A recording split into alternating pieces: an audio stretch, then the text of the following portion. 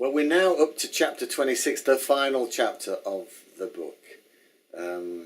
Hey, we've come a long way.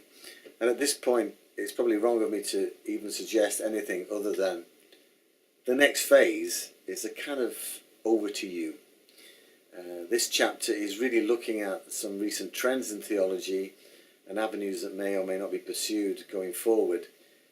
But the tenor of it is to encourage you to pursue thoughtful conversation about God in whatever direction you find yourself, wherever you're at, whatever you're doing, whoever you're with.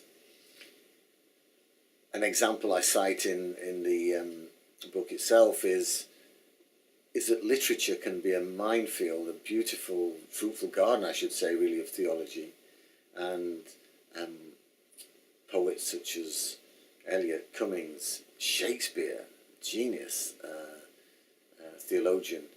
These people and many others besides, Blake, etc., have insights into the theological discourse that are stellar and illuminating in every way.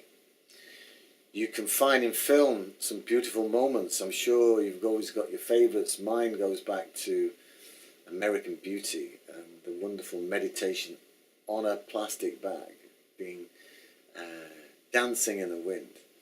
And the conclusion drawn by someone who's thinking differently, seeing differently, is I don't think there's no need to be afraid, ever. This idea that behind everything there's a providence and goodness. So what can do theology, even when encountering miscellaneous garbage?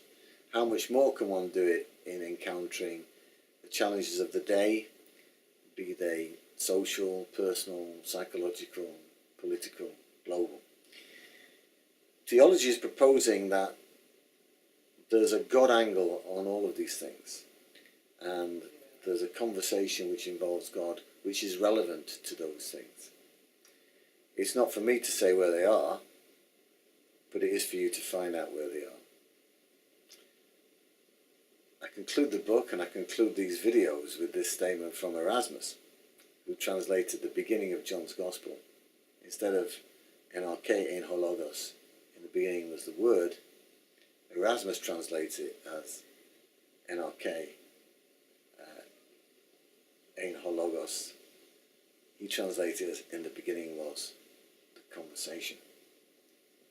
May your conversation be thoughtful, and may your conversation involve and include the question of God.